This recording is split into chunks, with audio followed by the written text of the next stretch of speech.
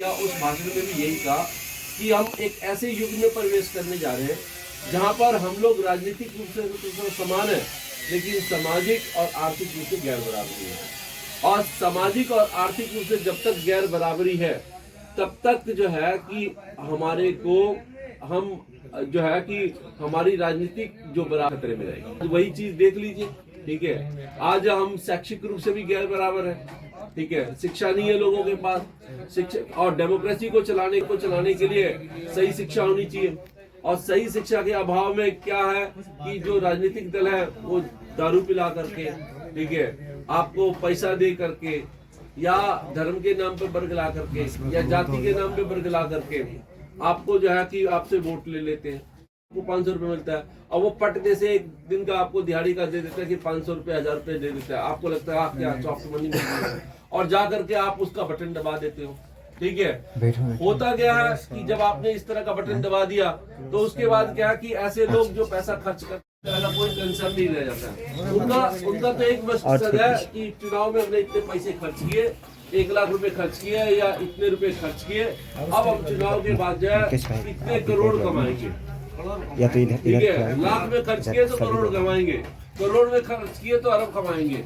अभी उठा करके देख लियो कि भाई जो आपकी जितनी भी कंपनियां हैं, बड़ी बड़ी मल्टीनेशनल कंपनियां, जो देसी कंपनियां हैं, यही है कहना कि हमारे जो हम सब तो इससे हमारे को आगे क्या होगा, इसका क्या रिस्पॉन्स मिलेगा, क्या इसका रिस्पॉन्स सब हम तो यहीं पे बात विचार करके बैठ जाएंगे, आगे बात बढ़ेगा नहीं, फायदा इसका ये तरीका है कि जैसे हमने आपसे विचार किया, फिर आप 4 लोगों से और विचार करें, ठीक है। 4 लोगों से जब तक हमारे को एक संगठनात्मक तरीके से शक्ति नहीं हासिल करते। दूसरी चीज है कि हर व्यक्ति इस बात को समझे कि भाई हमको ऐसे लोगों को नकारना है जो पैसा खर्च करके जो है चुनाव में आ रहे हैं, या जिन्होंने जो बड़ी बड़ी कंपनियों से इलेक्ट्रल बॉन्ड के माध्यम से या दूसरे माध्यमों से बड़ा बड़ा चंदा ले रखा है। सीधी सी बात है कि जो पैसा देगा अपने आप वही अपना काम करवाएगा, ठीक है। यहाँ पर या तो दो तरीके से काम हो सकता है, या तो हमारा वोट है उस वोट के दम पे काम हो। वोट के दम पे काम तब होगा जब जो चुनाव में जो व्यक्ति आ रहा है, पार्टी आ रही है, वो सिर्फ किस लिए आए, वोट के लिए ही आए, ठीक है। बड़े बड़े नेताओं के माध्यम से, जो आपका धन्ना सेठों के माध्यम से आ रहा है। अब बताइए ऐसी ऐसी कंपनियां खड़ी की गई जो क्या कि सिर्फ चंदा लेने के लिए खड़ी की गई, घाटे में जा रही है कंपनियां तब भी उन्होंने चंदा दे दिया और इतना बड़ा बड़ा अमाउंट जो है वो चंदे में दे दिया। और उसके बाद ये सोचिए कि उस चंदे का इस्तेमाल करके यूट्यूब के ऊपर, ठीक है, टेलीविजन के ऊपर, मीडिया के ऊपर, अखबारों के अंदर पूरे पेज के विज्ञापन है, और उसके बाद उसी पैसे का इस्तेमाल करके खूब ढोल नगाड़े बजाए जाए, लोकतंत्र का ड्रामा चले, ठीक है। और उसी पैसे का इस्तेमाल करके चुनाव से पहले दारू बंटवाई जाए, खाना खिलाया जाए, रैलियों में लोग भर भर के लेके जाए जाए, ठीक है। और क्या कि तमाम, और आपको दिमाग हमारा मैनिपुलेट हो जाए, हम जाके वोट दें, ठीक है। या ऐसे ऐसे इशू बनाए जाए जो हमारे जीवन के है ही नहीं। जैसे फॉर एग्जाम्पल अभी हम लोग डिस्कस कर रहे हैं कि भाई दिहाड़ी कितनी हो रही है, फिर उसके बाद महंगाई कितना खा जा रही है। अब ये सारे इशू जो है चुनाव में आने चाहिए, ये तो आते नहीं है। चुनाव में कौन सा इशू आ जाता है, आप बताइए, चुनाव में कौन सा इशू आ जाता है? तो कल यही देखा सर कि उधर से नेता आ रहा है, साला इतना दिन से तो कोई दिखाई नहीं दे रहा था, कल देख रहा है कि ये नाला भर गया, नाला साफ करवा देना। हाँ, ये सारा ये 8 महीने में दिखाई नहीं दिया, आज तुम्हारे को नाले दिखाई दे रहे। हाँ, वो 8 महीने में नहीं, 8 साल के अंदर बोलते हुए देखा है मैंने। हाँ, वो चुनाव साले को ध्यान आ गया नाले, इसलिए चुनाव से जस्ट पहले आप उसको ध्यान आ रहा है, अब ध्यान आ रहा है। और वैसे यदि बात करने के लिए जाओ 4 साल 5 साल तो नहीं, टाइम ही नहीं है। और दूसरी चीज, टेलीविजन पे दिखाएंगे तो कौन से मुद्दे दिखाएंगे, बताइए कौन से मुद्दे दिखाए जाते हैं? वही तो मैं 100 बात का तो एक ही बात यही तो कहना चाह रहा था कि हमारे पास दिमाग भी है तो आगे बढ़ेगा कैसे, बढ़ने के लिए हम धर्म के मुद्दे दिखाए जा रहे हैं, जातियों के मुद्दे, देखिए धर्म के कि ये खतरा है, ये खतरा है, इस तरह के मुद्दे दिखाए जा रहे हैं। खतरे का किसान को दिखा रहे तो पूरी मतलब वो नहीं मिल रही। हम भाई बंधु 4 बैठे हैं, इसको कैसे लड़ाया जाए, इसके ये सब तुरंत हो जाएगा, इसमें दो राय नहीं है। ऐसे नहीं देखो किसान को तो ये दिखाया जाएगा कि तुम्हें पूरी कीमत नहीं मिल रही, और हमको ये दिखाया जाएगा कि भाई बहुत महंगाई है, इस सरकार ने बहुत महंगाई कर दी, उसमें अब मंदा माल मिलेगा, तो मंदा उसे पूरी रकम दिलवाओ किसान को तो मंदा कैसे होगा? पूरी रकम अगर उसे दिलवाओ किसान को तो मंदा कैसे होगा? जब मंदा ना मिलेगा तो महंगाई कहाँ नीचे को आएगी, ऊपर को जाएगी। किसी जमाने में 600 रुपये का सिलेंडर बिक रहा था, बीजेपी वाले क्या कह रहे थे, सर जी इतना महंगा सिलेंडर कर दिया है, आज 1100 रुपये का सिलेंडर भी खरीदा हमने, वही प्रचार करने वाले और बीजेपी की राज में खरीदा। आज महंगाई कहाँ चली गई? आज की डेट में देखो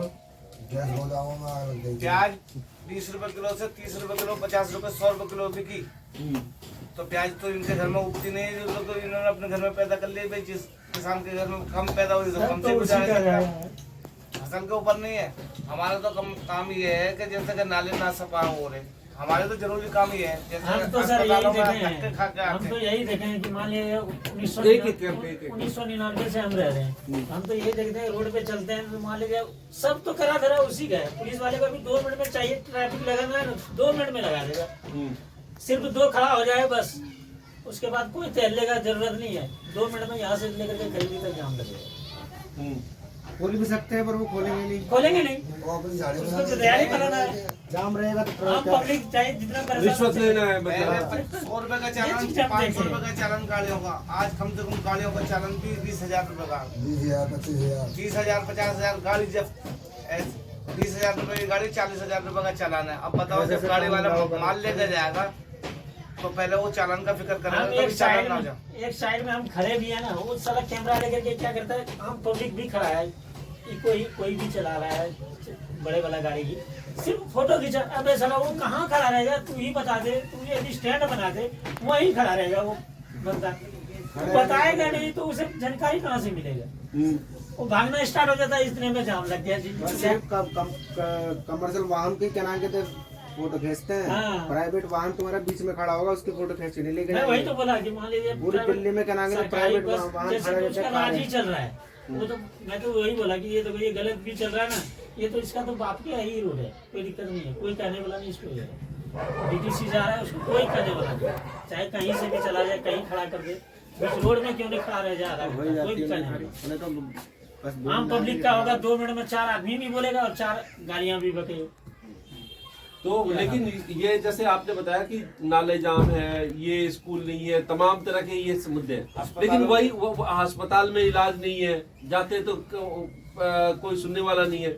लेकिन ये सारे मुद्दे जो हैं, ये मुद्दे क्या देखिए हम लोग देखिए ये चुनाव के टाइम पर तब जब आता है तब तो ये कहे जाते हैं, लेकिन इसको लेकर के राजनीतिक दलों के द्वारा जो रेगुलर बेस के ऊपर चुनाव से पहले 4 साल पहले से, ठीक है ना, चुनाव खत्म होने के बाद भी लगातार क्या इसमें काम होता है?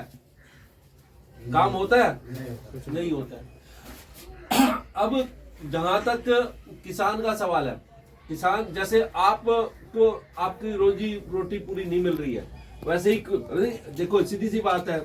अब जैसे आप काम करते हो, फर्ज कीजिए कि जैसे आप जो है कि रिक्शा चला रहे हो, ठीक है, और रिक्शा चला रहे हो तो मैं आपको जब बैठूंगा तो मैं 10 रुपए दूंगा।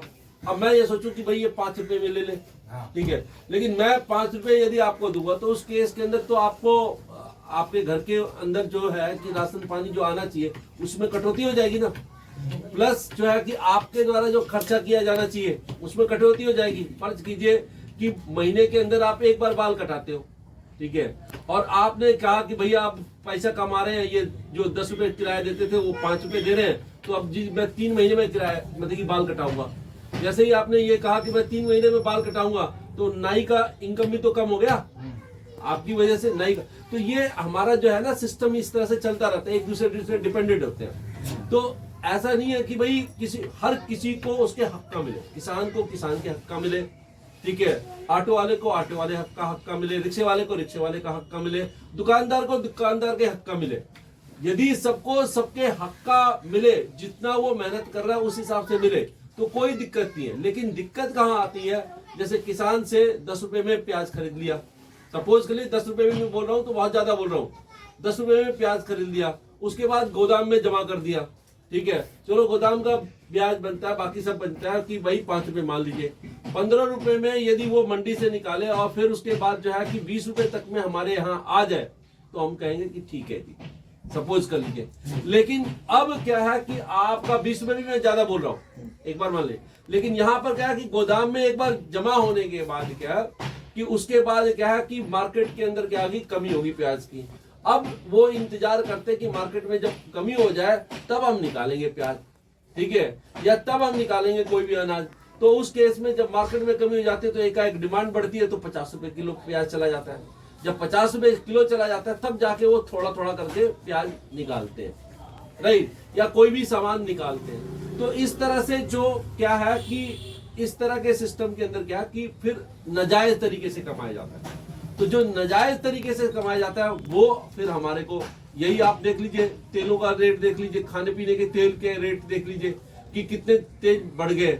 इधर आपको 5 किलो अनाज तो मिल रहा है, लेकिन यही आप सरसों का तेल तो मिल नहीं रहा है। सरसों के तेल का रेट उठा करके देख लीजिए 3-4 साल के अंदर कितना गए, 3-4 साल में आप ही बता दीजिए कितना तेज हुए। 160 रुपए किलो तक पहुंच गया। 160 रुपए किलो, पहले कितने में आता था?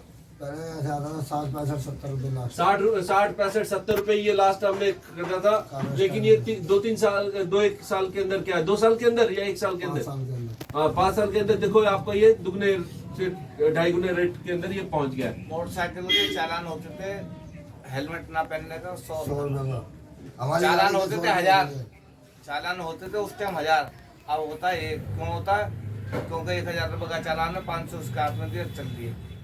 अब ये टाइम आगा, ये चालान होते थे 1500 रुपए के, कोई बात नहीं, चलो गाड़ी वाला झेल लेते थे।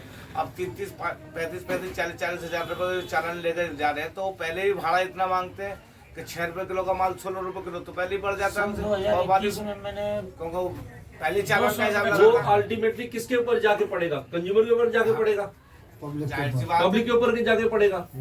अब ये सरकार सोचनी चाहिए, इस चालान जब सस्ते थे जब भी तो हिंदुस्तान चल रहा था।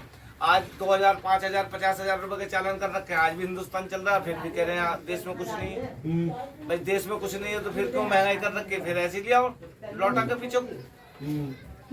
तेल 80 रुपए किलो, 60 रुपए लीटर बिक रहा था जब भी 100 रुपए रख के घूम रहे थे। यही नेता जो आज देश चला रहे कहीं इतना महंगाई हो गई, इतने आज 105 रुपए किलो लीटर है तेल। किसी को अगर 10 किलो 20 किलोमीटर जाना तो 100 रुपए का पहले तेल डलवाएगा जब जाएगा बेचारा। पहले 60-70 रुपए का डलवा लेता था जब घूम लेता था। आज उन कामों को छोड़ो, इनकी दादागिरी ऐसी चल रही है, कहीं पानी भर रहा तुमने कंप्लेंट कर ली, पहले तुम्हें आके कहते तेने कंप्लेंट करी क्यों? अगर हमने कंप्लेंट करी तो पहले हमें ही कहते हैं। हाँ, वो एमसीडी 311 पे यदि कंप्लेंट करो तो धमकाने आ जाते हैं, धमकाने आ जाते, जबकि ये सिर्फ ये सरकार के द्वारा ये सुविधा और कोर्ट के दबाव के अंदर ये सुविधा हमको देनी पड़ी है। चीजें दे दी तो उसमें भी हमें धमकाते हैं, उसमें आगे धमकाएंगे, उनका धमकाने का कोई तुक नहीं है, जबकि बिल्कुल सही बात है।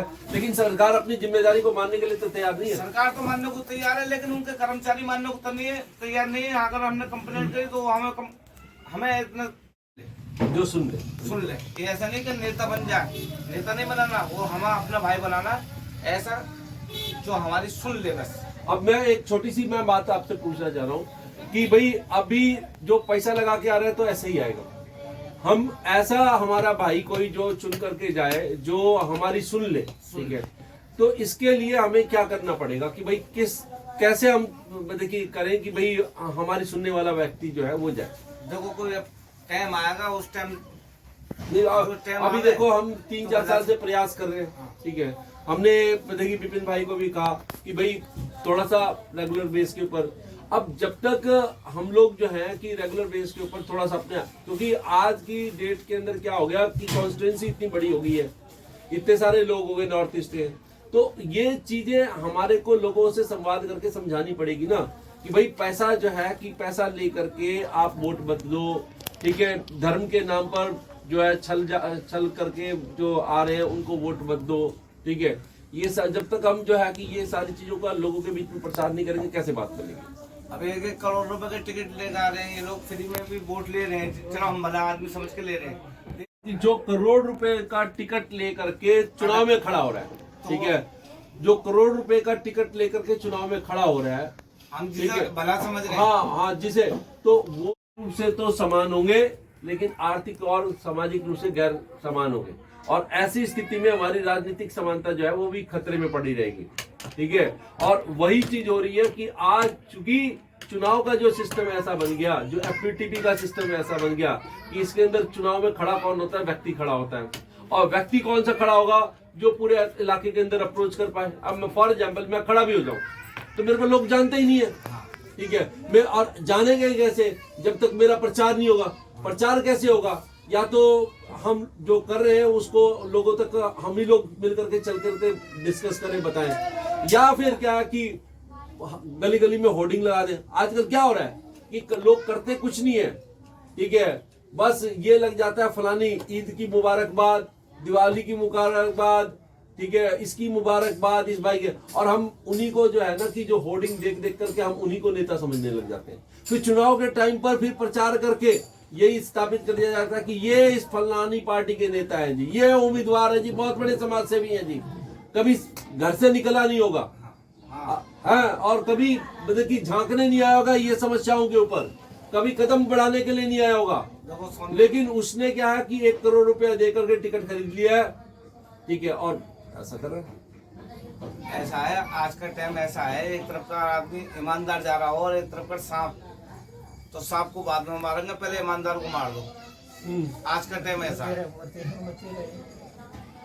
आपका 0 पुस्ता सोनिया बिहार, उधर से जब आप लेकर आओ गाड़ी, कार की छोड़ो, मोटरसाइकिल ले आओ, 4 रिक्शा ले आओ, तुम्हारे सारे कपड़े गंदे हो जाएंगे, इतनी सफाई है वहाँ। घुटने घुटने पानी होते हैं वहाँ। वहाँ का कोई नेता ना हुआ क्या? आज तक नहीं सुनी किसी ने, क्या आदमी ना रहते वहाँ? अन्नपूर्णा मिश्रा है ना आगे, कहीं के भी सही, कोई भी सही। अनुपम पांडे, सोनी अनुपम पांडे, सोनी अनुपम पांडे, हमसे वो तो नाम की है, बेसिक तो अनुपम मिश्रा ही है काम करने वाला। सुनो, हमसे पूछते हैं आपको कोई परेशानी तो नहीं है? अब आगे पूछेंगे नेताजी तुम्हें कोई परेशानी तो नहीं है? हम डर की वजह से कहते हैं साहब हमें कोई परेशानी नहीं है। कोई परेशानी हो तो बताओ, नहीं ये कोई परेशानी ना, हमें तो पता ही है कि कुछ जब करना ना आप करना, हमें काहे की परेशानी है। अगर हमने कंप्लेंट भी हमने कहा जी हमारा कहीं अस्पताल में इलाज ना हो रहा हमारे बच्चे का, तो उन्होंने भी नहीं कह सकते लाओ मैं लेटर पैड पे लिख के देता हूँ अपने पे, तुम जाओ दिखा देना, कहीं काम हो जाएगा। अब तो हॉस्पिटल भी है तो स्टाफ के 50 आदमियों को बिगड़ लेन के काम हो रहे हैं, और 1000 आदमी खड़े हैं, वो खड़े ही बेचारे। वो खड़े ही हैं। हॉस्पिटल में उसी के तो ये जो अस्पताल बने स्टाफ के लिए बने, हमारे तुम्हारे लिए नहीं है वो। सरकारी अस्पताल, सरकारी अस्पताल ज्यादा धक्का खाओ तो कर्ज करो, पानी करो, ब्याज पे लाओ, अपने बच्चे का इलाज कराना प्राइवेट करा, प्राइवेट में, और वही चीजें, और सरकारी अस्पताल में धीरे धीरे सुविधाएं और कम होती जा रही हैं। कभी जाओ तो एक्सरे मशीन काम नहीं करी, तो कभी ये यही तो असल मुद्दे हैं हमारे, यही तो असल मुद्दे हैं। केजरीवाल जी ने कहा था कि तुम पे इलाज नहीं होता, लिख के तो मैं दिल्ली सरकार देगी उसका खर्चा, उसे बेचारे को जेल में डाल दे, एक ईमानदार हाथों उसे बेचारे को जेल में डाल दिया। हाँ, ये जितने भी घोटाले, चाहे कांग्रेस आ जाओ, चाहे आम आदमी आ जाओ, किसी का भी हाथ, चाहे मायावती की पार्टी का आ जाओ, चाहे मुलायम सिंह की पार्टी का आ जाओ, ये सब घोटाले में पकड़ पकड़ के अंदर डाले जा रहे हैं। ये हैं बस दूध के दूल्हे, ये दूध के दूल्हे, इन्होंने सब घोटाले इनके हवाले कर दिए कि लो तुम पकड़ो, तुम घोटाले अरे फूल खाए बताइए, हाँ बताइए क्या कह रहे हैं? फूल जो काय में गिरता है, कीचड़ में गिरता है, कीचड़ में गिरना, तो इसलिए कीचड़ बनाया जा रहा है समाज कीचड़ में। बना रहा हूँ, कर क्या रहा है? जो सही लोगों को छाट छाट के जेल भेजे जा रहे हैं, सही लोगों को छाट छाट के जेल भेजे जा रहा है, जेल भेजे जा रहा है, और जो कीचड़ को सने में खतरनाक आदमी उन्हें गद्दियों में बिठाया जा रहा है, जो कीचड़ को सने में उनको साथ में खड़ा कर रहे हैं, गद्दियों में बिठाया जा रहा है। अमित शाह बताओ बहुत का तरीका। हाँ, उस चीज का समस्या का समाधान जो मान लीजिए हम देश के अंदर समस्या के लिए सोच वो करेंगे, तो उसको आगे पहुंचाएगा, पहुंचेगा कौन? जो हमारे देश के बड़े, इसलिए इसका सॉल्यूशन क्या हो? वही तो मैं पूछना चाह रहा हूँ सर, इसका समस्या का समाधान क्या है? हमें तो पता है कि ये चीज गलत है, उसका समाधान कैसे निकलेगा? उसका समाधान यही है कि हम लोगों हम को 4 बात कर लिए, लेकिन आगे बात बढ़े तब तो बात बनती आगे बात बढ़ने के लिए वही है कि हम इतने दिनों से प्रयास कर रहे हैं। तो वही है कि उसका तरीका यही है कि जैसे आज हम 4 बैठे हैं, फिर 4 और बैठे हैं, हर हफ्ते जो है मीटिंग करें और लोगों को बढ़ाएं। हर आदमी जो है कि अपने जो है कि और आदमियों को जोड़े, ठीक है, और सही जानकारी लोगों तक पहुंचाए। क्योंकि डॉक्टर भीमराव छोड़ो और जो है सही लड़ाई से नाता जोड़ो। और सही लड़ाई क्या है? जो हमारे समाज में फैली हुई गैर बराबरी है, जो शोषण की जो व्यवस्था है, जो दमन की जो व्यवस्था है, जो कुछ लोगों के हाथ में सारी शक्ति देने की जो व्यवस्था है, इस चीज को बदलने की आवश्यकता है। उन्होंने कहा था कि एक दिन ऐसा आएगा कि गोरे ये अंग्रेज तो चले जाएंगे आने वाले 20-30 सालों में, लेकिन उनकी जगह जो काले अंग्रेज आ जाएंगे, तब हमारी लड़ाई और ज्यादा कठिन हो जाएगी। आज वही स्थिति हो गई है। भगत सिंह की बात और डॉक्टर भीमराव अंबेडकर ने ये कही थी बात कि जो है कि हमने संविधान तो बना दिया, लेकिन ये संविधान ऐसा बनाया है कि जिसने राजनीतिक रूप से तो सबको समान कर दिया, लेकिन सामाजिक और आर्थिक रूप से अभी भी समाज के अंदर गैर बराबरी है। अब सामाजिक और आर्थिक रूप से जो गैर बराबरी है, अब वही चीजें हैं। अब उसके अंदर क्या है कि कुछ लोग जो है धर्म के नाम पर, ठीक है, कुछ लोग जो है जाति के नाम पर एक दूसरे को जो है कि भड़काते रहते हैं, ठीक है ना। जो हमारी जाति के रूप में जो गैर बराबरी थी, डॉक्टर भीमराव अंबेडकर ने एक उसका फॉर्मूला दिया था कास्ट एनिहिलेशन का, देखिए जाति उन्मूलन का, पूरा जाति उन्मूलन हो कि कोई किसी की जाति नहीं। लेकिन आज देख लीजिए हर कोई जो है धड़ल्ले से अपनी जातिगत पहचान को लेकर चलता है, वही दिखाता है। संविधान ये कहता है कि भाई हम जो है कि जो धर्म के नाम पर, जाति के नाम पर, क्षेत्र के नाम पर किसी तरह का जो है कि आपका भेदभाव नहीं होगा, है। लेकिन फिर भी क्या है कि इस संविधान के अंदर जो व्यवस्था बनी हुई है, आज भी देखो कि भाई बहुत सारे ऐसे लोग हैं जो यदि शादी के अंदर जो है घोड़ी पे चढ़ जाए तो उनको घोड़ी से उतार दिया जाता है, ठीक है। उनको मतलब कि गांव के अंदर जो है ब्राह्मणों के मोहल्ले हैं, वहां पर कोई चप्पल लेके नहीं जा सकता है, उनको चप्पल उतारनी पड़ती है। यानी कि हमारे को ग्रास रूट लेवल के ऊपर इस सामाजिक गैर बराबरी को खत्म करने के लिए भी लोगों की चेतना डेवलप करनी पड़ेगी कि हम साफ बोले, ठीक है, ये देश जो है हमारे संविधान से चलता है और संविधान ने हमको समानता दे रखी है। और यदि इस तरह का कोई गैर बराबरी कर रहा है तो उसके खिलाफ पूरा समाज इकट्ठा हो। और ऐसा होता भी है कि भाई फिर उस केस के अंदर यदि ऐसा कोई करने की कोशिश करता है तो पुलिस प्रोटेक्शन दी जाती है। मांगोगे पुलिस प्रोटेक्शन आप मिलेगी, आपको पूरा हक है कि यदि आपका रिचुअल ये कहता है कि घोड़ी पे चढ़ के शादी करनी है तो घोड़ी पे चढ़ के शादी करोगे। कोई अपनी दबंगई से ये नहीं कह सकता कि घोड़ी से उतर के शादी करो, राइट। तो ये आपको जो है कि आपकी जो डॉक्टर भीमराव अंबेडकर ने जो हमारे को समानता वाली चीज दी है, ठीक है, वो चीज को लागू करने की जिम्मेदारी तो हमारी है ना। और ये लागू कब होगा? जब हम समाज के अंदर जा करके सही ज्ञान का प्रसार करेंगे। हमारे को जानकारी, इसके लिए हमारे को चाहिए क्या? शिक्षा की। डॉक्टर भीमराव अंबेडकर ने कहा था सभी को एक बराबर तरह की शिक्षा, ताकि जाति उन्मूलन हो सके, ठीक है। लोग जातियों में जो बटे हुए हैं वो बंटवारा खत्म, तभी जाके हमारी समाज। इसी तरह से धर्म के नाम पर बढ़ गया, अरे ये विविधता है, ठीक है। ऐसे ऐसे चीजें की जाती है, मुस्लिम जो है 50% से ज्यादा, अरे दोनों का तुम अनपढ़ हो, जरा ग्रोथ रेट निकाल लो दोनों के, ठीक है। दोनों के ग्रोथ रेट के अंदर जो अंतर है उसको निकाल लो।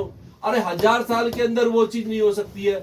ये सब तो सर सिर्फ लड़ाई ये का मकसद है। ये अम्बेडकर इसमें क्या रखा है? कुछ भी नहीं रखा है। कोई भी है, चाहे हिंदू हो या मुस्लिम, सब बराबर है। आज इन संविधान ऐसा सोच ही नहीं रखा है तो कहाँ से होगा? ये सब तो करा धरा सब लड़ाने का एक जरिया निकलता है। हाँ, ये धर्म के नाम पर जो है कि लड़ाने का जरिया है। तो धर्म के नाम पर जो है कि जो लड़ा रहे हैं उनको सफल नहीं होने देना, उसके लिए मतलब कि वही तो हमारा होना चाहिए। इसके लिए क्या करेंगे? हमको क्या है कि विचारों का प्रसार करना। तो अभी भी टाइम है, ठीक है ना। हम सही विचार को लेकर चले, लोगों को कम से कम हम यदि 10 लोगों को भी जागृत कर पाए, 20 लोगों को भी जागृत कर पाए, ठीक है, सही ज्ञान दे पाए, सही मुद्दे पहुंचा पाए, हम में से कोई एक व्यक्ति ढूंढ करके हम निकाल पाए, ठीक है, तो फिर उस केस के अंदर क्या है कि हम जो है कि अपनी नहीं तो ये जिस तरह से पैसा दे करके लोग आ रहे हैं, ठीक है, चुनाव में आ रहे हैं, तो फिर वो उस केस के अंदर जो है कि नहीं होता है। कल मैंने ऐसे सिस्टम ऊपर से ही खराब कल है। मैंने एक मुद्दा देखा, जैसे कि टीवी पे ही देखा जाता, यूट्यूब पे आया था, लालू यादव का लड़का कौन था वो, तेजस्वी, उसने क्या प्रचार करा, एक एक्टिव आदमी को करने के लिए, हमारा त्यौहार चल रहा है, एक तरह से देखा जाए तो नवरात्रि, ये सब का त्यौहार चल रहा है ईद की, उसने क्या करा, लेग पीस जैसे होता है मुर्गा बना करके उसने प्रचार करा है, खाते मच्छी वही जो भी है वो खा करके प्रचार करा है, ये चीज मैंने भिंडी उठा के दिखाई है उसने, कंप्यूटर पता- के शुरू से कंप्यूटर चल ये रहे देखो हैं, वो चीज उसमें देखने के लिए इतना मुर्गा या इशू मुर्गी हुआ पड़ा या है, मछली दिखा दी उसने। इशू बना पड़ा है, इशू बना पड़ा है कि बस पूछो मत, ये सब क्या है, ये सब तो सिर्फ आदमी को पागल बना देखो खाना पीना हर किसी के चॉइस की मामला होता है, किसी को साग सब्जी अच्छी लगती है, किसी को जो है कि अब प्रकृति में जो है कि एक दूसरे के ऊपर भोजन के लिए निर्भर रहना, ये एक प्रकृति का सिस्टम ही है। तो उस केस के अंदर कोई जो है कि यदि मांस मच्छी खाता है तो वो इसकी एक व्यक्तिगत चॉइस है। दिखाने के लिए, प्रचार करने के लिए उसने वैसा मुझे कुदरत के यहाँ सब चीज की क्या गया, भरमान है। ये सब बेकार है। हम तुम कह रहे हैं कि पानी की कमी आ जाएगी, 75 पैसे भर नहीं, जिस तरह से सिस्टम चल रहा है उस तरह से कमी आई जाएगी, और जिस तरह से सिस्टम चल रहा है आज की डेट के अंदर, हाँ मैं अपने लाइफ में ही देख चुका हूँ कि मैं गांव से भी बिलोंग करता हूँ और यहाँ से भी, तो वहाँ भी जिस जगह 10 से 15 फीट नीचे पानी मिल जाता था, आज के डेट में 150 फीट तक पानी, 150 फीट पानी चल रहा है। मैं अपने हाथों से देखा हूँ कि अरे मेरे भैया हाथों वो उसे छोड़ो, पानी में तो कमी ऑटोमेटिक आना है, नहीं आएगी, आएगा। नहीं आएगी। तुम तो यहीं पे आपका गया कि 10 मिनट के ऊपर यहीं पे यमुना के बगल में है। आज देखो कि पहले मोटर मतलब कि वो बोरिंग से हो जाता था, अब क्या है कि वो करवानी पड़ रही है, क्या कहते हैं समर करवाना पड़ रहा है। देखो बहुत वही दुनिया के बात है, अंदर समर में और बोरिंग और में। इसी मिट्टी पे, एक मिनट, इसी मिट्टी पे क्या क्या चीज निकलती है, आग भी निकलती है इसी मिट्टी में से, पानी भी निकलता है इसी मिट्टी में से, सोना भी निकलता है इसी मिट्टी में से, हीरे जवाहरात भी निकलते हैं, कोयला भी निकलता है, फल खट्टे मीठे भी निकलते हैं। ये कुदरत को चलाने वाली चीज है, इसमें हाँ, कभी ये कुदरत की चलाने वाली चीजें हैं, लेकिन हुआ क्या है कि चंद बड़ी बड़ी कंपनियों ने जैसे क्या है कि अपनी भूख के लिए इस कुदरत के साथ छेड़छाड़ करनी शुरू कर दी है। आप देखो कि पेप्सी जैसे कंपनी है, कोका, इन्होंने पानी, अथाह पानी निकाला है, ठीक है। हर चीज की एक लिमिट है ना जी। आपका ये है कि आपके फर्ज कीजिए कि आपके पॉकेट में पैसा है, ठीक है ना, और घर पे आप जाकर रखते हो, हाँ, तो उसमें क्या है कि जो आपकी वाइफ जो है उसमें से निकाल लेती है। अब मान लीजिए 500 रुपये है, उसमें से 10 रुपये निकाल लेती, कोई बात की पता नहीं चला, हाँ, फिर आगे वो पूरा भर गया। अब 500 के 500 ही एक बार में निकाल लेगी, तो अगली बार जाओगे, यहाँ पे आओगे, गाड़ी लेने के लिए आओगे, बोलेगी कि भाई यहाँ पर यार इसमें पंचर लगाना था। अरे पंचर में कैसे लगाऊं? फिर मैं देखूंगा पॉकेट ही नहीं है, अब पॉकेट में कुछ पैसा ही नहीं बचा हुआ है, तो मैं पंचर कैसे उसे ठीक कराऊं? और इस कारण से उस दिन की दिहाड़ी भी नहीं होगी, अब शाम को वो निकालेगी क्या? ठीक है ना। वही वाली बात यहाँ पे भी होती है कि प्रकृति ने दे रखा है प्रचुर मात्रा में। कुदरत ने, आपकी बात बिल्कुल ठीक है, दुरुस्त है कि कुदरत ने किसी चीज की कमी नहीं कर रखी, लेकिन जो इंसानी लालच है, कुदरत ने इतना दे रखा है कि हर इंसान की जरूरत पूरी हो सकती है, हर इंसान की जरूरत पूरी हो सकती है, लेकिन कुदरत ने इतना नहीं दे रखा कि किसी एक सिंगल आदमी की भी, कोई एक सिंगल आदमी उसकी लालच पूरी हो जाए, ठीक है। लालच पूरा नहीं हो सकता। और आज क्या होगा कि हम लालच के मुहाने पे आ गए हैं कि कुछ लोगों की लालच इतनी ज्यादा बढ़ गई है, इतनी ज्यादा बढ़ गई है कि उनको उतनी, अरे भाई समझिए आप ये देखो कि कहाँ से अडानी को अभी भी लग रहा है कि वो काफी गरीब है, अंबानी को अभी भी लग रहा है वो काफी गरीब है, ठीक है, बेशुमार दौलत होने के बावजूद भी, ठीक है, वो फिर भी गरीब है। हाँ, उनको ऐसा लग रहा है कि गरीब है, उनको और भूख है, अरे उनसे ठीक है, गरीब नहीं है दुनिया के अंदर कोई भी। उनसे ज्यादा गरीब नहीं है वो बेचारे, देखिए दवा इतने गरीब है कि दवाई ले लेके सोते हैं, ठीक है, दवाई एक टी पी करके चलो ठीक है, लेकिन यही एक सोल्यूशन हो सकता है कि ज्यादा टाइम ना लेते हुए, क्योंकि आप लोगों को भी काम धंधे पे निकलना है, ठीक है।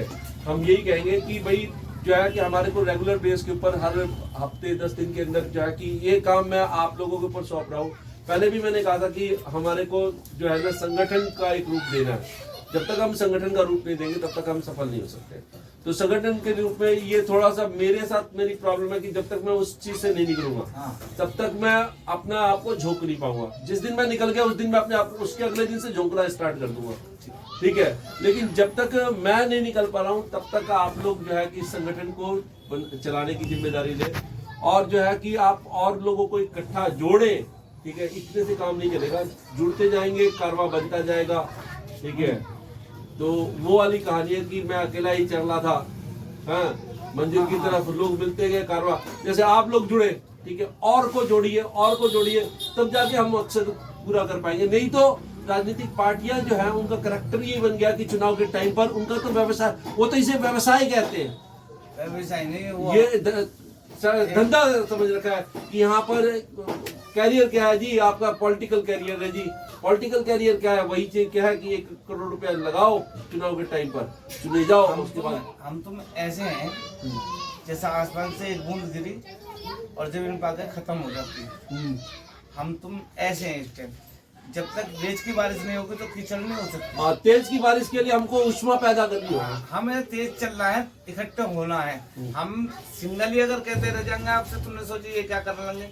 अगर तुम भी चलोगे हमारे साथ में, ये भी चलेंगे वो भी चलेंगे, तो कुछ हो सकता है कि हम तुम बढ़ जाए, हमारी तुम्हारी सुनवाई हो जाए। तो ये ना समझो धर्मेंद्र भाई आप भी कि ये हमारा क्या होगा, ये तो ऐसी बक के चले जाएंगे। बकने वाली बात नहीं है कि तुम भी हमसे मिलो, हम तुमसे मिले। हम कोई बदतमीजी बात थोड़ी सिखा रहे हैं आपको, हम किसी को ये थोड़ी ना करें तुम उससे हम तो समझाने का कोशिश करते हैं, बिल्कुल सही बात कही, समझाने का कोशिश करते हैं, लेकिन धर्मेंद्र भाई ने सही कहा। कोई समझे ना समझे, तुम तो समझ रहे, तुम हमारे साथ रहो, बात करो। हम तो समझते हैं, बहुत समझाने का कोशिश करते हैं, लेकिन कासिम भाई आप तो कुछ बोलिए। कासिम भाई कुछ बोले नहीं, आप बोलिए कुछ। हम बोलो भाई, कुछ बोलो। हाँ अब बोलो। मैं ये कह रहा हूँ कि जो हमारे भारतीय संविधान के जो मूलभूत के आधार पे जो लोगों के पास में जानकारी नहीं है, उस हिसाब से सभी लोगों को सही मायने में जानकारी देंगे और देते रहेंगे और लोगों को एकत्रित करते रहेंगे और एक मंच पे लाएंगे सभी को, शिक्षा, स्वास्थ्य, रोजगार के लिए सभी को एकजुट करेंगे। आप बोलो। क्या हो रहा है? सही सही। हाँ बताओ। यही कहना चाहेंगे कि अपना बस जैसा मौसम हो रहा है, बरसाती मेंढक होगा, ऐसे ही दिन आ गए, अब मेंढक बाहर आएंगे। चुनाव आ गया तो मेंढक बाहर आएंगे मौसम को देखते हुए। चुनाव को देखते हैं। तो इन चुनावी मेंढकों के झांसे में हम आएंगे या नहीं आएंगे? आएंगे और फंस जाएंगे, वोट गलत चले जाएगा, फिर बाद में पछताएंगे।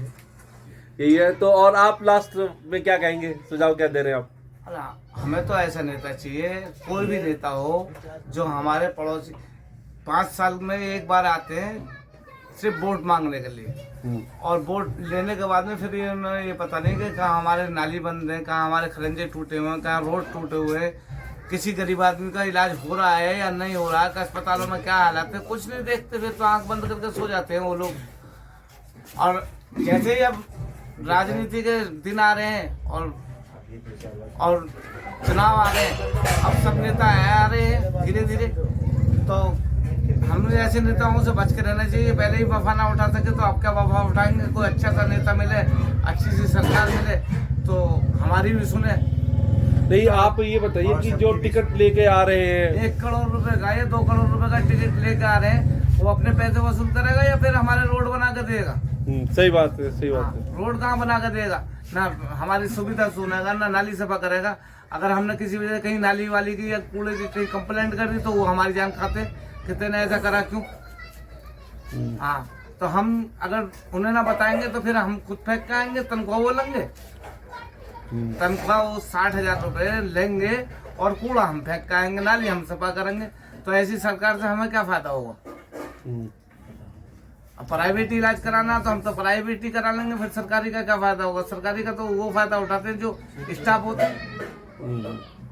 50 आदमी लाइन में लगे हुए हैं, 10 आदमी आ रहे हैं, स्टाफ में जा रहे हैं, हम देखते रह जाते हैं।